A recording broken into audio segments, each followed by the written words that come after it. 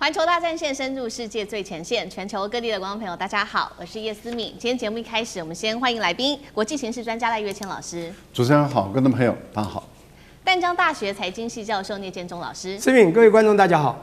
前海军舰长吕礼诗舰长。主持人好，各位观众大家好。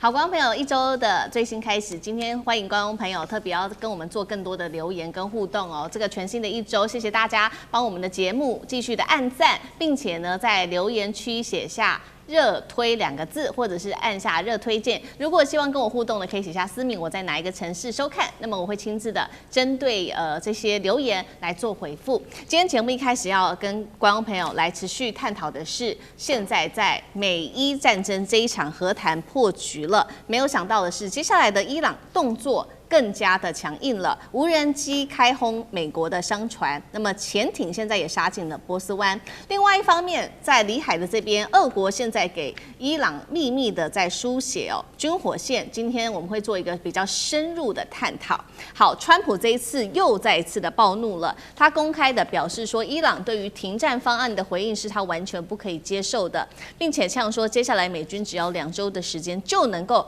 完全的摧毁所有伊朗的目标。听完了川普的发言，伊朗也没有再客气的。他说，伊朗不是为了取悦川普而谈判的，还说川普通常不高兴的时候，情况反而对伊朗来说是更好的。我们来看到福斯新闻最新来自于 Fox News 的报道，中东火线再次的引爆，这一次地点在荷姆兹海峡这边，一艘美国的商船在波斯湾遭遇了伊朗的无人机攻击，让美伊冲突在升级之后，成为美国商船首次直接被攻击的一起事件了。除了说看到伊朗方面直接进行开火之外，我们来看到伊朗也毫不遮掩的说了，我们自制的轻型潜艇已经在波斯湾执行海底潜伏的任务了，并且革命卫队站出来警告，飞弹跟无人机现在都已经锁定敌方了，随时我们都在准备可以来开火。那么他还说，凡是配合美国制裁伊朗的国家，船只通过荷姆兹海峡都可能会遭到拦截，甚至是开火阻拦等等。接下来要担心的事情是，伊朗的各种不对称的作战能力，已经从被动的防守变成主动的针对荷姆兹海峡这边做更多的攻击。那么寄出的武器包括了蚊子快艇，还有水雷无人机、暗制的飞弹、自杀攻击艇跟小型的潜艇等等，都是美军方面现在最害怕的一些武器。好，接下来节目一开始特别请教舰长如何看了。伊朗现在是拒绝停火了，无人机也直接扫。刚刚看到的是美国的商船原本的蚊子舰队就已经让美军极为痛苦了，现在还再加上我们刚刚特别看到了一系列的这些军事武器，不管是潜艇、水雷、无人机，不对称的作战，接下来对于美军来说，是不是压力快速的上升当中，美伊战争有没有可能全面重启？舰长怎么看？如果说我们看到这一个14、15日这个中美的习川会结束之后，我们就会看到川普可能就会放开手来了。为什么？因为现在其实伊朗的也就是我们看到霍姆兹海峡的部分，也可能是那个谈判桌上面讨论的议题之一。那但是呢，以现在为止那个川普对于这个伊朗他的提案呢，他说完全不可接受。为什么完全不可以接受呢？也就是因为它有关于浓缩铀有关于霍姆兹海峡的部分，其实都不是川普所想。那至于说蚊子舰队的部分其实那个我们看到在停火之前它所有的也就是蚊子舰队，无论是空中的见证者136，或者是我们现在所看到的这一个，它都是这种很小的小艇，甚至连20尺都不到那这种小艇呢，大家千万不要小看它，它非常类似之前我们的前参谋总长所提出的这一个逆中飞弹突击艇那它其实它可以带2颗的这一个反舰飞弹，那这个反舰飞弹呢，它的射程呢可以达到120公里那这一个部分其实是美国最伤脑筋的，为什么？因为其实它一出动啊，它不是一艘两艘啊。我们在这边看到的这个每一个黄框起来的这一个点，通通都是我们讲到的蚊子舰队啊。那现在对于美军来讲，美军的击杀的方法就是派出这一个阿帕奇攻击直升机，直接用地狱火飞弹来攻击这一些小艇啊。但是呢，实际上来讲数量太多，那而且其实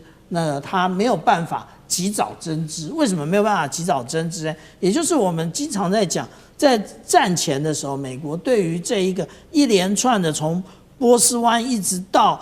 以色列，它都部署了一系列的各型的雷达，包含了这一个长程预警雷达，也就是铺路爪，那包含了萨德雷达，其实通通都是。但是现在这些通通都已经被击毁。击毁之后呢，其实现在美军靠的是什么？美军靠的也就是 RQ-4， 以及呢它的这一个预警机。那但是这个预警机呢，它不是在我们刚刚讲到的这一些波斯湾国家的机场起飞的，它是由这一个我们讲到的布希号打击群以及这个林肯号打击群上面起飞的。那因为美国已经习惯使用这一种透过这预警机来指派目标，也就是我们常讲的 A-12B 导，或者是我们讲的联合接战能力，其实都是这个部分。那如果现在它的目标获得这么困难的话，其实它对于我们讲到的这些快艇啊，或者是无人机，为什么这么难防？原因也在此。至于水雷的部分，大家很喜欢讨论啊，但是有一个真正的核心，我们现在有看到任何一艘邮轮被水雷攻击吗？那个我们不知道是伊朗或者是美国哪一方提出来的假讯息。好，我们刚刚看到，其实是在这一次的美伊战火最新的这个伊朗不断的祭出各种的不对称作战，让美军很紧张。那另外一方面，我们看到这个伊朗不断的在消耗它的这一些军事武器，但是他现在说，其实他跟俄罗斯之间早就已经悄悄的开辟一条来自于纽时的最新揭露，这个叫做秘密的生命线。好，地点呢其实就是在里海这边了，一共是4个港口，而且呢这4个港口甚至是24小时不停止来做运作的。那它向伊朗输出的东西包括了这边根据纽时的报道，有这个无人机的零组件、军事设备、小麦跟各种的粮食。刚好伊朗先前在战争中损失了大概60%的无人机战力，正在迅速的重建当中。而且重点是里海不像波斯湾一样这么容易被美军给掌控哦，所以美国的智库也说，里海对美国而言几乎像是不存在一样。另外一方面，真的这个来自于俄罗斯跟伊朗完全不害怕，他干脆也故意关闭了这个卫星定位讯号，让美军是追踪变得更加的困难。赖老师怎么看这个里海的秘密补给线？这一直存在啊。从战争的初期，其实我们就已经发现了伊朗的武器弹药比原本美国的情报还有以色列的情报估计的还要多。大家就一直觉得很奇怪，它是从什么管道，还是之前就已经储备好了？可是理论上讲不应该储备数量这么大，因为伊朗在跟美国、以色列交战的时候，他们的本身的输出量也很大嘛。那消耗量这么大，怎么可能补充的这么的快呢？这个时候他们就发现应该有一条秘密管道。那原本他们以为是从这个货柜轮他们把它关掉一些讯号，然后就进入了这个伊朗的港口。可是后来他们发现好像不太对，因为美国一直不断的封锁追踪的过程中，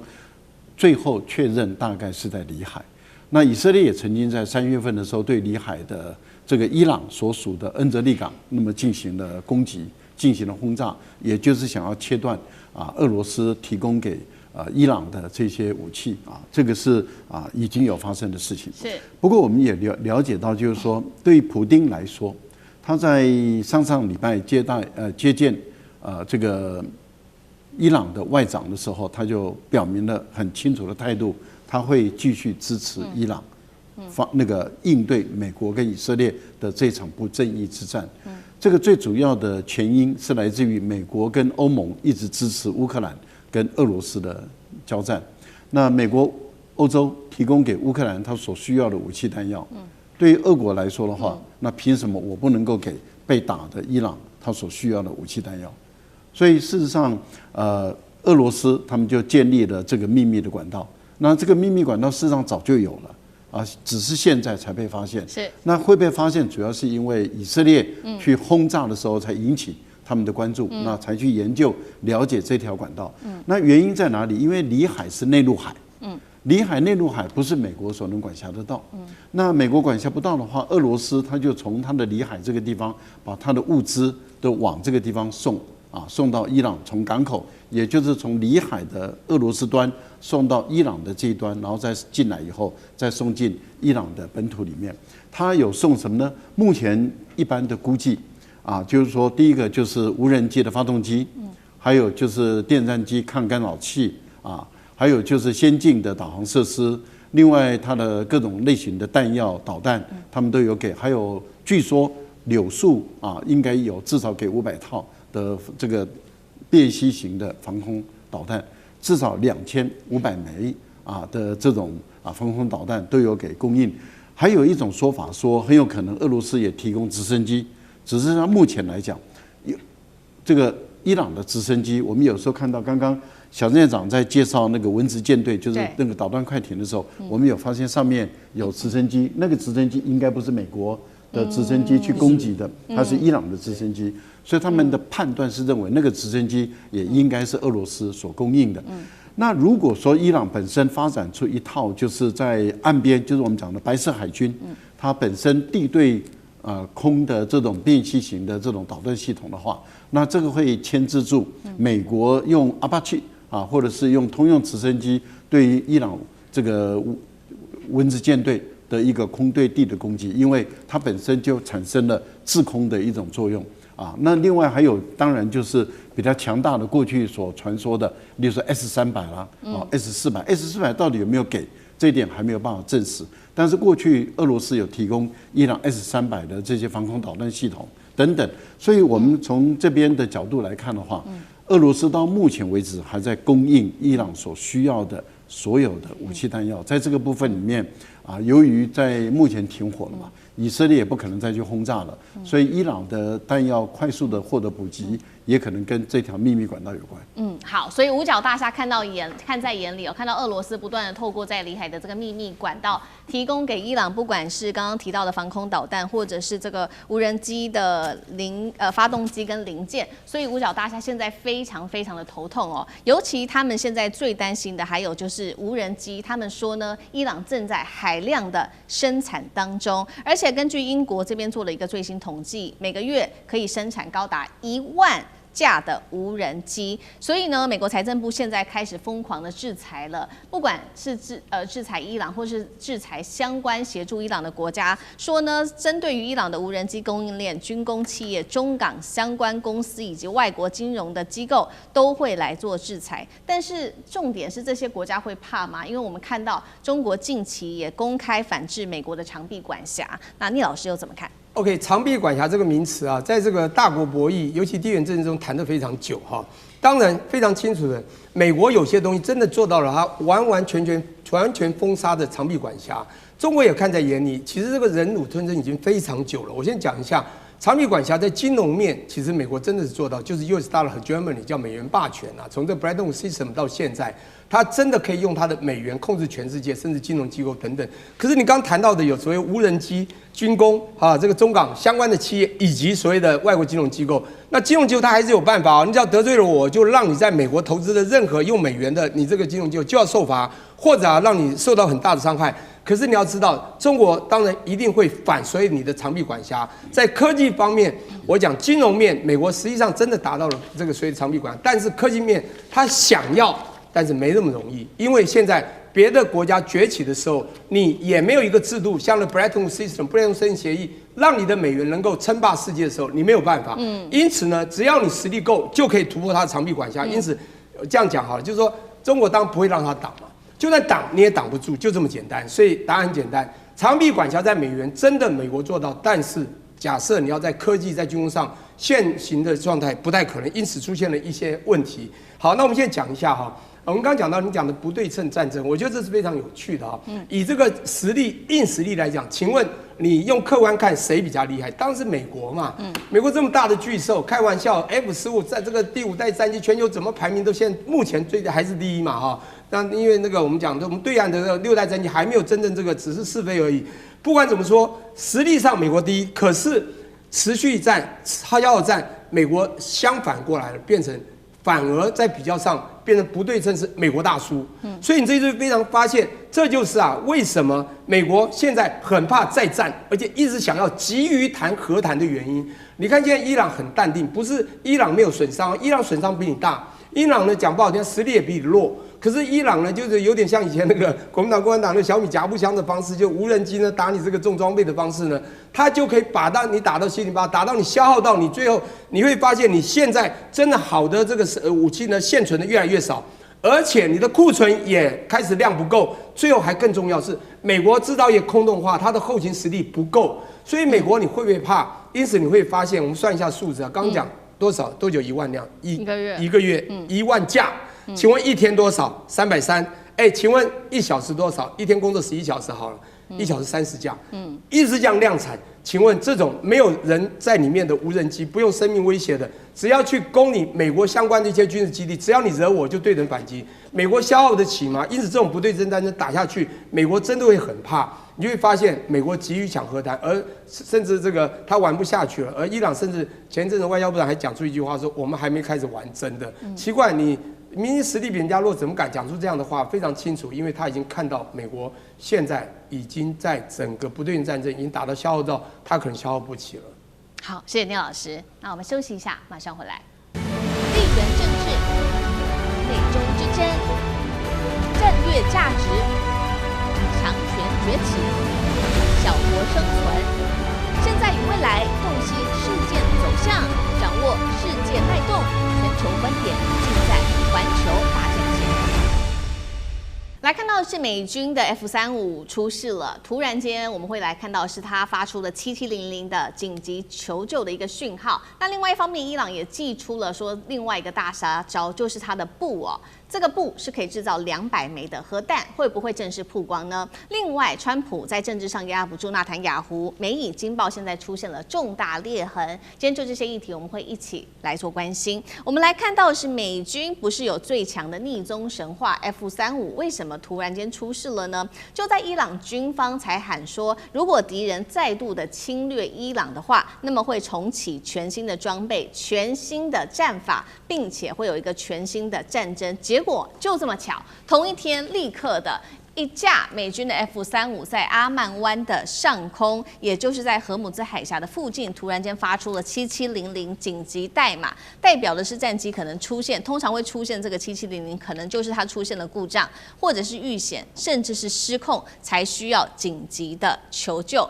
我们来看到第一时间，美军其实没有公开说明为什么7700掉下来，大家也在看说，跟伊朗的电战系统难道有关系吗？伊朗的媒体在第一时间也大肆的报道了这一起意外的事故，那么也被视为是伊朗它过去曾经用肩射飞弹创下来之后，全球首次击中 F-35的记录，而这一次又是第2次的一个最新的记录吗？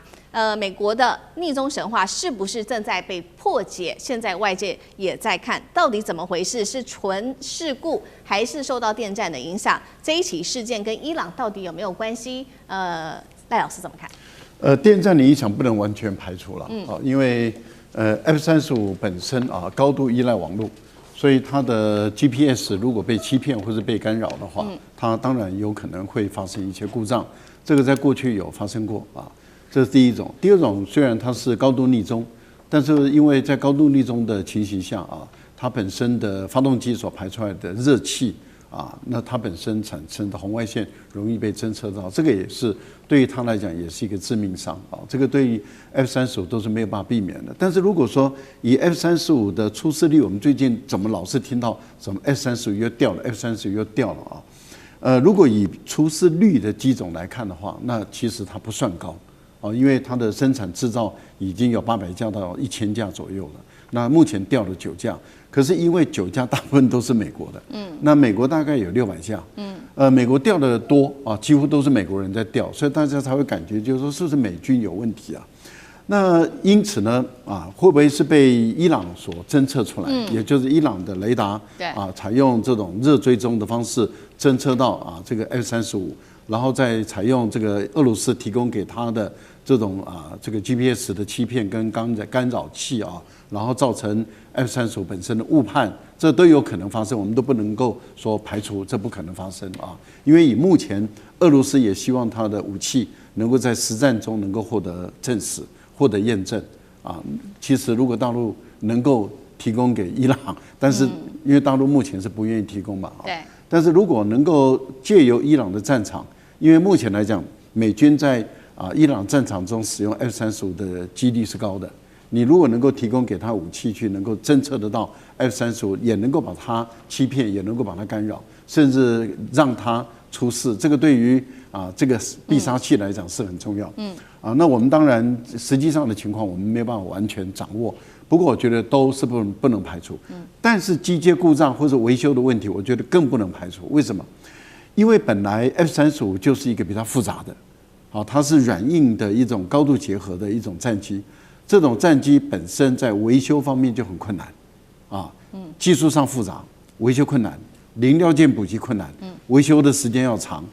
那你想，在目前的战争的期间，这2个多月来，美军高度的使用 F-35战机，高度的使用会使美国的中央司令部在 F-35战机的高频率的使用的过程中，它的维修维护的时间够不够它的精密度够不够？还有它本身的零料件的补给够不够？我觉得这个都是要美国自己最后来证明，说它本身的维修补给作业在战时中有没有出现什么样的问题。但是这是第2次7700的讯号了，上一次的7700的讯号是这个 KC 这个135，也就是空中加油机。但是那一架飞机到目前为止，美国没有公布它的行踪。有人怀疑说它是不是坠海了，美国也没有说它坠海了，也没有说它安全迫降，也没有说它降落在哪里，没有。现在的情况，大家也在追踪这一架的 F-35最终能不能在哪里出现。那如果都没有，有没有可能也坠海、飞行员获救等等？目前来讲，美国的军事情报的军事新闻都不满足大众的需要，我们也没办法，因为就要问美国，你什么时候愿意把这个新闻透明化、自由化？这个你口口声声讲要新闻自由，看起来你每次一碰到问题，你都做不到。是好，所以我们看到这个五角大厦真的现在非常的头痛就是他们这种高价值的战机最近真的频频出事，已经是近期内第2起发出7700讯号的战机了。那这一次甚至是 F-35，到底出了什么事？是美军自己内部的问题，修补这个武器的问题，还是说受到了伊朗的电战的影响？其实到现在不得而知。但另外一方面，其实美军五角大厦这边还要更担心的事情，还有就是针对于伊朗的核问题。先前他们很担心的是伊朗的浓缩铀的这个浓度但是现在他们还要担心的是来自于美国核武专家的警告，真正的风险或许不是大家所知道的铀了，现在问题可能是出在另外一个钚这个的身上。来自于核武专家也指出，伊朗的部分核设施是可以透过这些用过的燃料在处理之后提取出钚这个材料的，而且美国国防部高官也说呢，相关累积的材料可以制造超过200枚的核弹。解放军其实呢先前就已经提过类似的观念了，他说日本目前累积44吨分离钚，足以制造5500枚的核弹头。那么伊朗的情况可以说几乎跟日本一模一样，也就是说伊朗也可以跟日本一样一夜永和吗？那小舰长怎么看？其实我们看到现在对于伊朗到底它的核子或者是现在讲到钚发展的这个境况来讲，那美国他们也有非常多的国安人士讲各种的话，可是真正该讲话的是谁？应该是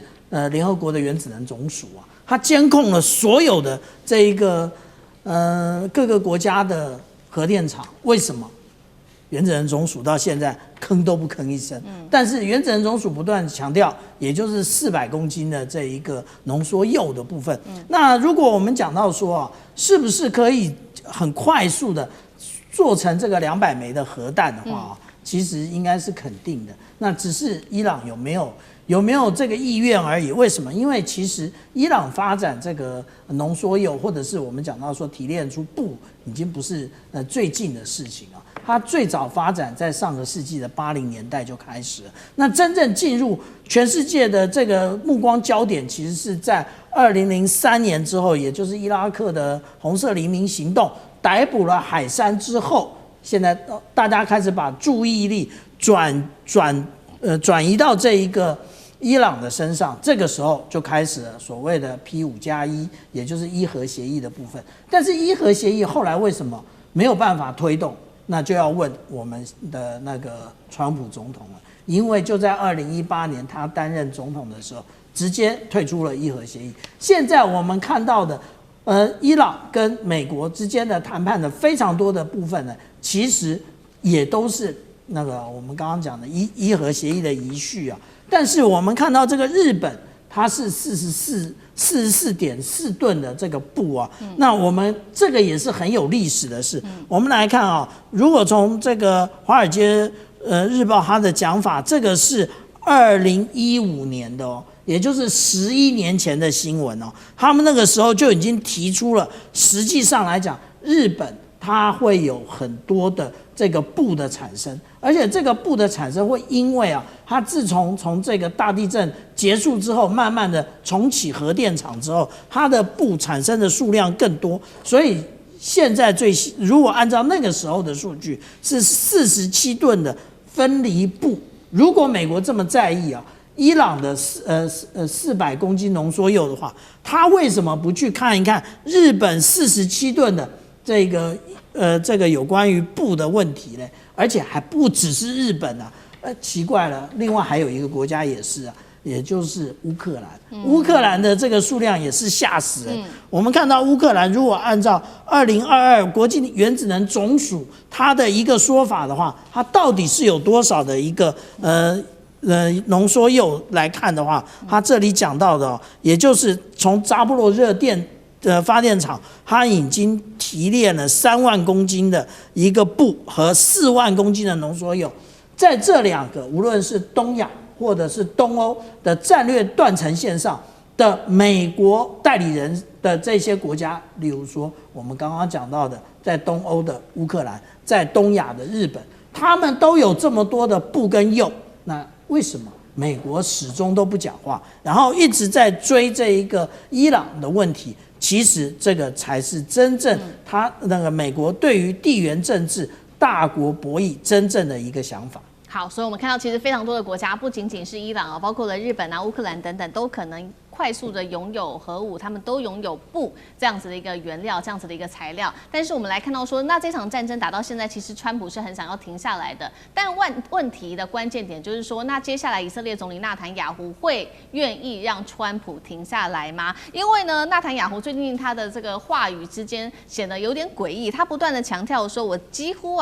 跟川普可以说呢是每日都在沟通。那大家觉得说他为什么要一直不断的强调，有一点奇怪。卫报这时候就爆料说呢，美国事实上现在已经在主导停火了，而且呢偷偷的还把以色列放在核心决策圈之外。以方的部分官员是只能透过情报系统被动得知各种消息的，而且呢有一些事情是在川普心里对纳坦雅胡非常不满的。最新爆料是前以色列的外交官透露说，纳坦雅胡当初对川普有下一个判断是说，他3到4天之内可以击垮伊朗政权。结果没有想到，我们看到都已经过了差不多2个月的时间了，完全打不垮伊朗哦。那让川普对纳坦雅胡是极度的不满，还这个时候呢，纳坦雅胡还公开放话说要直接进去把伊朗浓缩铀拿出来，甚至准备对伊朗进攻。看起来川普跟纳坦雅胡嫌隙会不会接下来越来越大呢？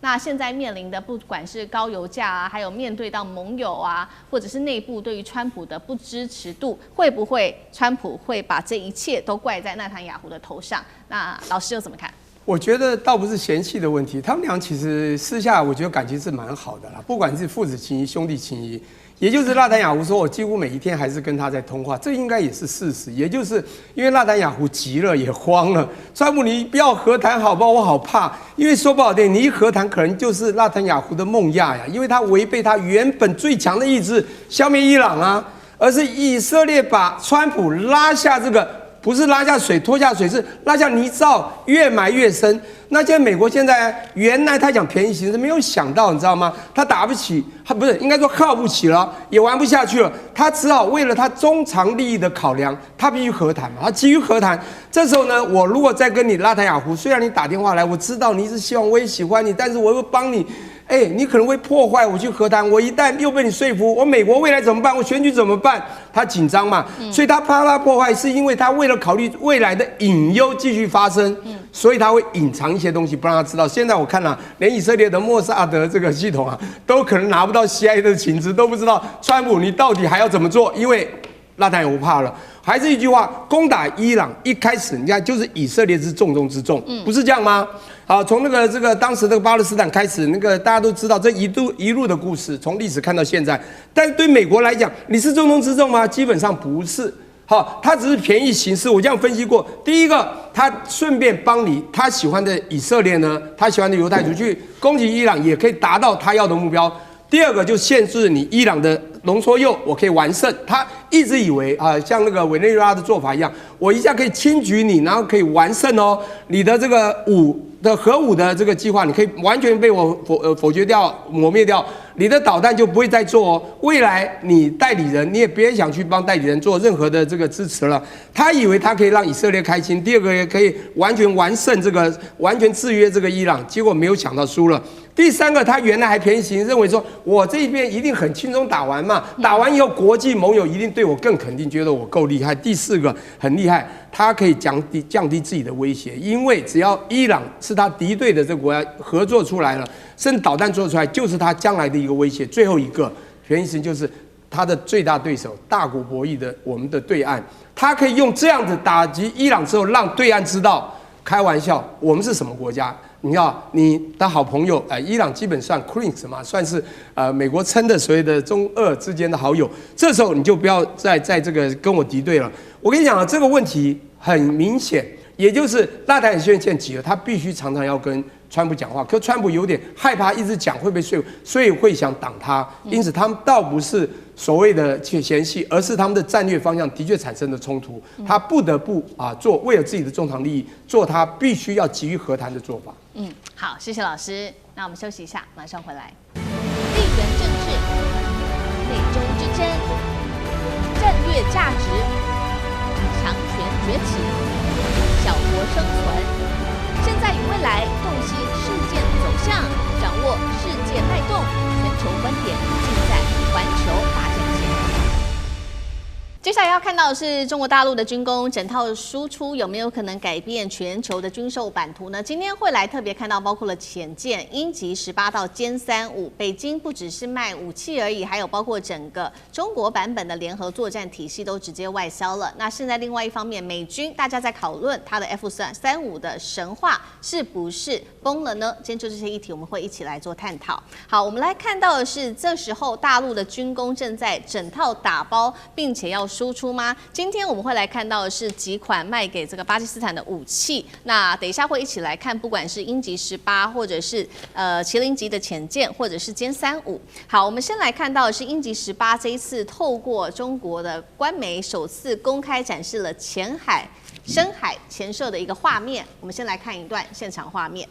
好，我们可以看到，透过画面呢，导弹命中了这个靶舰后，是直接撕开了一道横向大约是15公尺的裂口，爆炸威力几乎可以摧毁整个后部的舰桥。那么画面播出来之后，其实让外界感到非常的震撼。我们稍微来了解一下这个鹰击18，其实呢，它是中国大陆在遏制的反舰的导弹基础上自行研仿升级的武器，并且我们看到它具备高亚音速的巡巡航跟末端超音速的突防模式。巡航的时候最高是达到0.9马赫，那么末端可以达到3马赫的冲刺，因此会让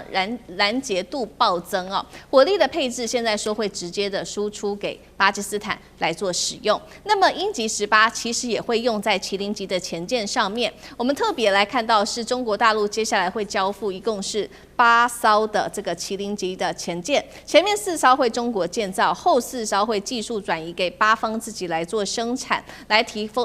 升巴国的国防军工产业。那么正式交付给巴基斯坦之后，水下现在来看到它的排水量达到了2600吨，可以连续潜航最多达到21天。搭载533毫米的鱼雷发射管，可以发射鹰击18的反舰导弹。最后，我们来看到的是大陆方面也希望是不是年底前要卖给这个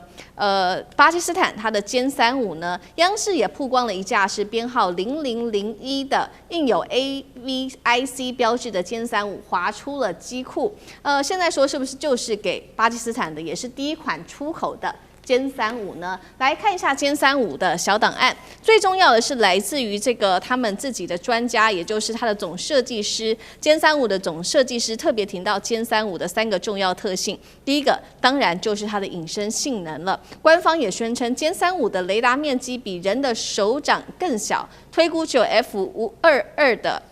的它的1/25而已。再来，它是高度的资讯化整合的，具有弹射、滑跃、双模式的起飞的功能。所以节目一开始也特别来请教赖老师怎么看刚刚看到的鹰击18到前舰，再到歼35一次打包卖给巴基斯坦，来看一下它的战力如何，又如何可以来改变在南亚这边的军力平衡？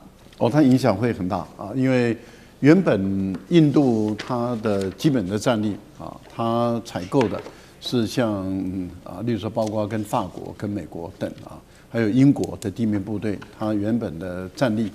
印度人认为它是比较强的，所以他对于巴基斯坦的态度基本上都是不友善，甚至不礼貌。但是从去年的空战啊，这个印度完败。不是完胜哦，对，印度惨败啊，完败的情形下，我们看到印度的气焰突然间消了，这个时候巴基斯坦的自信往上升了。那最主要的就是用中国的歼17这样的一个战机，现在更传出说鹰击18，这个导弹基本上来说它是有3种发射的载具，你可以用轰6K 从空对舰的一种打击，你也可以用水面战舰。那你也可以用这个潜射，这次它证明的就是用潜射的发射载具，它的作战半径比较远，它可以到600公里而且它的弹头我们叫做作战室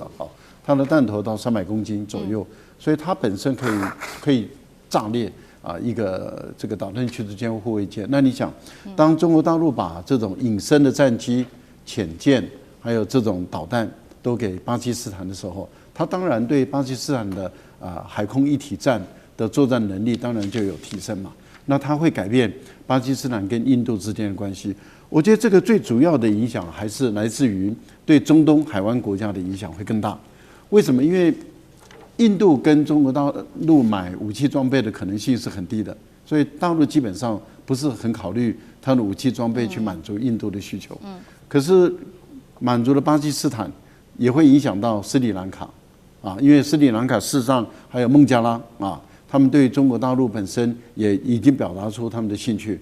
另外一个最大的影响，我觉得可能会来自于海湾国家，像沙特阿拉伯。沙特它在这一次就预防战争这个部分里面，它向巴基斯坦引进了2个中队的这个防空兵力，也就是空军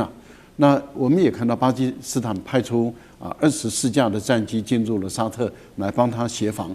这个沙特的领空。这个代表说，如果未来歼17的战机也进去，甚至歼35战机、隐身战机也都进去到这个沙特阿拉伯去驻防，或者是在那个地方演练的话，会使更多的海湾国家近距离的接触到中国这种隐身战机的特性跟它的优异性。这个对于中国大陆在海湾国家所武器的销售这个部分会多一个选项。因为目前来讲，像沙特跟中国大陆买的彩虹无人机已经多了，还有就是洲际弹道导弹，另外防空的导弹系统都有。可是传出来的有关于这个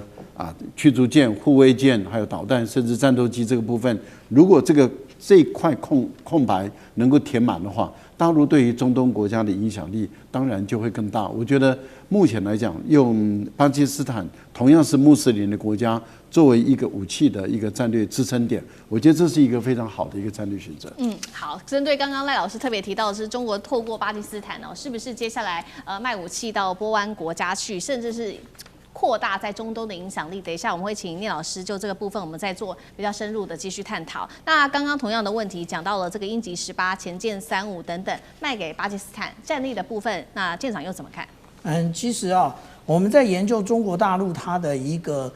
战略的时候其实不能用美国的视角来看。为什么？因为中西的战略文化是截然不同的。对于西方来讲，他们讲的是以牙还牙，以眼还眼。那对于中国来讲，其实讲的叫做韬光养晦。那我们现在所看到的鹰击18，如果我们从中国大陆的视角来看的话，那叫做过于落后，可以展示所以它展示出来，那也就是我们在去年93阅兵的时候，我们看到非常多的飞弹，我们当初以为是跳号或者是研发没成功，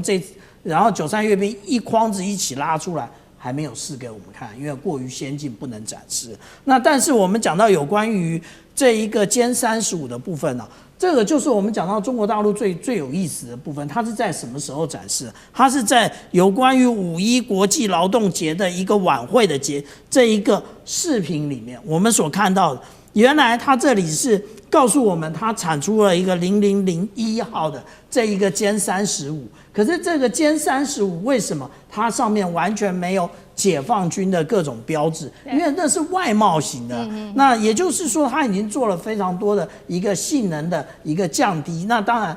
巴基斯坦知不知道？未来要卖的话，他一定知道。那但是有几个特点它还是存在的，例如它这一个，那从美国的角度，它叫做DSI 的一个进气道，那中国的说法叫做棒式进气道。这种进气道呢，其实它可以有效的将超音速的这一个空气引进来之后，变成高压低速的那个气流。那这一种气流呢，可以让它的发动机容易使用，而且最重要的是可以逆中那这个部分呢，其实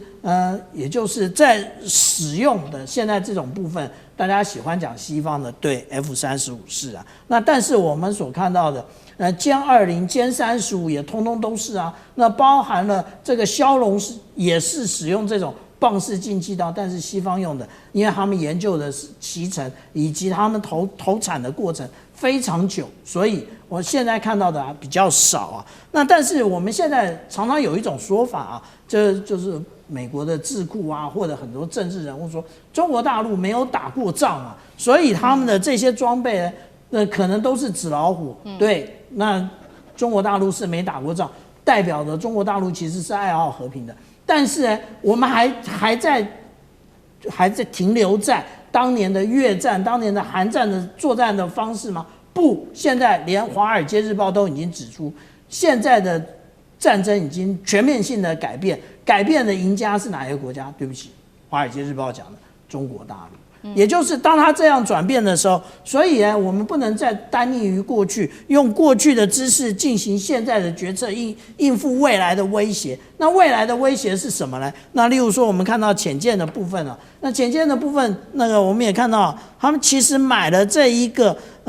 叫做麒麟级的这个潜舰，这个潜舰其实一样可以输出的时候，就代表过于落后可以输出。那也就是它跟039的是很像的，但是下面这一艘呢，没有人讲清楚这是什么，这就是700吨被美国对不起7000吨被美国一直怀疑的，现在中国大陆正在产制的这种中型的核动力潜舰。那现在大家都说，哎呀，这个解放军的那个潜舰出来还没出港，大家已经听到敲锣打鼓了。那就是我讲的，你用30年前的解放军的能力那如果我们来看那个对比一下，这一个是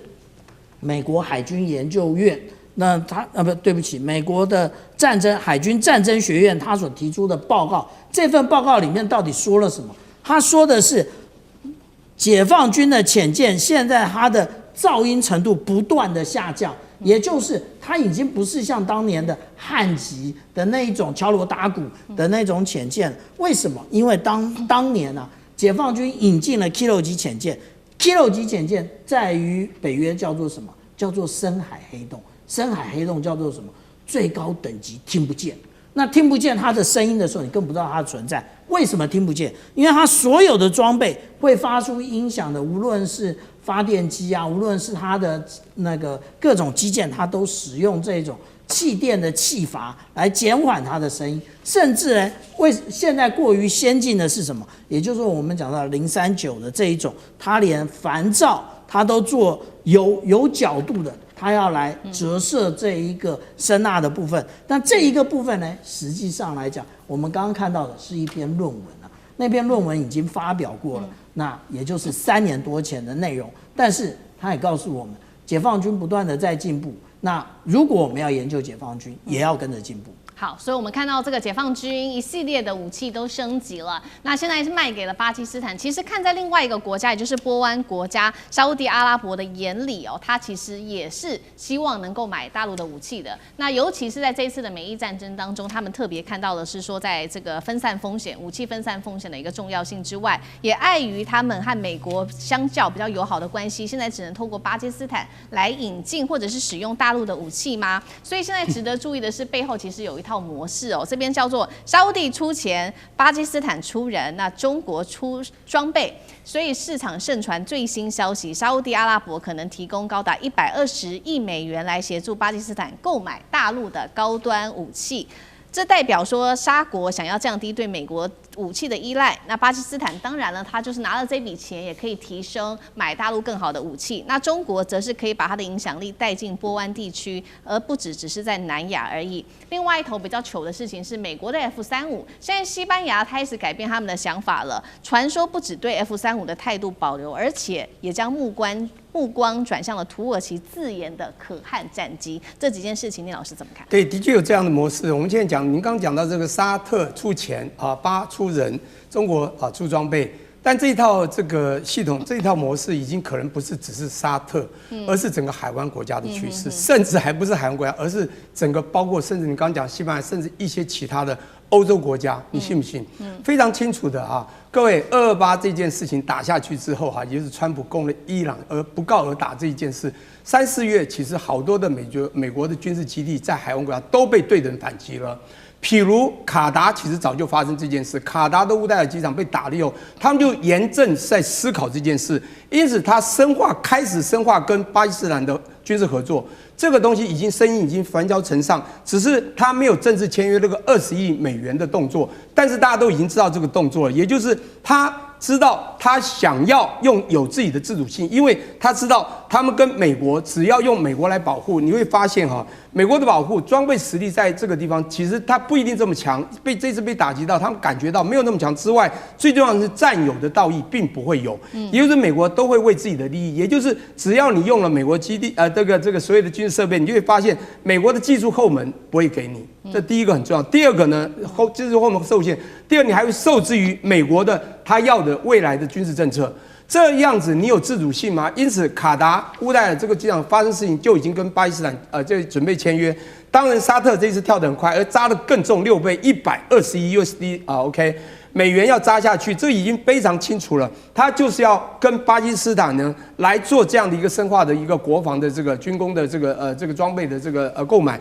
各位，你要了解巴基斯坦这国家，你以前也不觉得它有那么厉害啊？为什么这些感觉很厉害？对。但不管怎么说啦，全世界8个核武国家8+1嘛。那除了安理会5大国之外呢，当然除了北韩就是印度还有巴基斯坦，所以你不能对巴基斯坦小觑哦。巴基斯坦也不能小觑看它哦。巴基斯坦它国防工业也是够强的，但是重点是巴基斯坦国防都是中巴合作，所以中巴合作这是重点。而中国有个特性，叫它生产东西是量产。价钱低，叫做性价比很高。第二个呢，它基本上不会给你有所谓的政治附加条件，最少中国到现在大概还不到他认为可以到霸权给政治附加条件的时候。这时候，请问你买谁的东西来，你会比较划得来？光从性价比你就划得来。那当然，你以后还有自主性。那为什么印度当时有很多时候不愿意买美国，去买了俄国，都是一样的道理。那飞机，因为美国你要控制你，现在以前的海湾国家认为说美国控制没关系，你会保护我，现在发现你控制我还不保护我，当然我要转移，所以这个是已经变成一个普遍的趋势了。好，谢谢聂老师，那我们休息一下，马上回来。地缘政治、美中之争、战略价值、强权崛起、小国生存。现在与未来洞悉事件走向，掌握世界脉动，全球观点尽在环球大战线。好，川习会现在正式的官宣了。那我们来看到各自出招，大陆手握稀土、农产品2大王牌，力压美国；美国则是拿晶片，希望能压住大陆。那么另外一方面，是不是美国也希望大陆来救救美国的经济呢？现在最新的资料是，美国的国债比例已经超过他们的 GPT 100%哦。那么，川普将会搞垮美国经济吗？现在是内部美国人民都非常的担心。好，我们来看到川习会拍板之后呢，来自于大陆的外交部官宣的，接下来川普会在5月13号到15号正式的访问中国，时间点就是落在本周3了。接下来的重点行程13日晚间，川普抵达北京，正式的展开外交行程，重点将会是放在14日这一天，会正式的来举行这一场川习会。双方会在北京世界遗产这边，包括了天坛公园，来一起晚上。走完天坛公园之后，晚上会举行晚宴哦。那么川习会同样也是在同一天来做举行，隔一天15日则是茶叙加午宴结束行程。这一次预估会谈的包括了贸易问题、伊朗问题跟台湾的问题，而中美双方现在祭出的各种的这种王牌，不只是打在贸易战上面，还有中美台面下也不断的出招，各种的招，还有就是企业团现在也变成了一个政治讯号。我们来看到这3点。首先，在贸易战上面，双方祭出王牌。中国大陆的王牌当然是稀土跟它的农产品大豆，美国则是晶片跟高科技的做封锁。现在其实是中国强化它的稀土出口管制，晶片也在加速本土的取代性，所以大陆会不会被美国压制，现在也是打一个问号。再来就是第2点，我们来看到中美不断的制裁双方。首先，美国制裁了5家大陆的民营炼油厂之后，大陆立刻使用了阻断方法反击美国长臂管辖，没有想到。大陆祭出了阻断方法之后，美国再制裁10家来自于中港的企业以及个人，最后是企业团，是不是也沦为一种政治下的牺牲品呢？川普原本会带的美国企业包括了有辉达执行长黄仁勋之外，现在点名的还有苹果、波音、高盛、艾克森美孚，但是最新消息是部分规模可能企业家的规模会因此被缩减。所以节目一开始我们特别来看到，现在川习会美方早就宣布，但是中国却等到今天才做宣布，大家也在看说这个点是怎么回事，谁到底比较占上风？那也请网友帮我们做留言，你认为如果川习会川普比较占上风，按1写下1，那中国比较占上风，我们写下2，可以跟我们做留言互动。那赖老师就怎么看？我们要看的是说这个是川普到中国去访问，还是中国到美国去访问？那我们很明显的看到是川普到中国来访问，那这个绝对不是美国占上风了啊！因为川普一直想到中国来访问，他一直不得其门而入。从他选前快要当选的时候，他就说他当选100天内一定会到中国访问。过了100天等不到中国的邀请。所以在这个整个过程中，他跟中国掀起贸易战，再度的关税战，但是中国大陆完全全力反击，那一直打到这个去年年底，川普都不得其门而入，眼看着世界各国的领袖都络绎不绝的到中国来了，而唯独川普不行，一直到今年的时候的年初，在 APEC 的时候，川普又说了，说我希望到中国访问，这个时候中国才说欢迎你来，然后川普说我可不可以在冬天这个过年前就赶快到中国来访问？中国说太赶了，等到这个春天的时候，春暖花开嘛，那你再来。可是问题是在于冬天的时候有加拿大的，有德国的总理，有法国的，有西班牙的，一堆都到中国来访问，唯独还是没有美国。所以这个天气不是问题，问题是在于我把你压后嘛。那请问一下，那就是谁占优势？很明显的，中国占有绝对的优势。中国占优势的原因很简单。过去美国去制裁别人的时候，美国是不用怕受伤害的，所以美国是无所不能的。我可以伤害你，你伤害不了我；我敢伤害你，你不敢伤害我。所以美国它可以对于它的所有的国家盟国都是课予高关税，而它的所有的盟国都不敢反击美国，没有一个国家敢，日本不敢，韩国不敢，欧盟27个国家不敢，英国不敢，没有一个国家敢，只有一个国家敢，这个国家叫做中华人民共和国。中华人民共和国的态度就是你对我课多少，对你课多少，然后我用总额来计算，我不只用不只是用关税的百分比，我还用总额来计算。那换言之，也就是说，你课多少，我课多少，课到145的时候，中国说够了。为什么？因为再课下去没意义了。为什么？145的关税等于是两边不要贸易了。美国川普还在继续喊到280，大家都觉得他笑话，他自己后来摸摸鼻子，就是说他像小丑一样，就退回到这个145然后，但问题就在于谁先去求饶，也就是当何立峰到日内瓦去访问的时候，是谁飞到日内瓦去？是贝森特跟格里尔，那就代表什么？代表他专程飞到日内瓦去要求停战。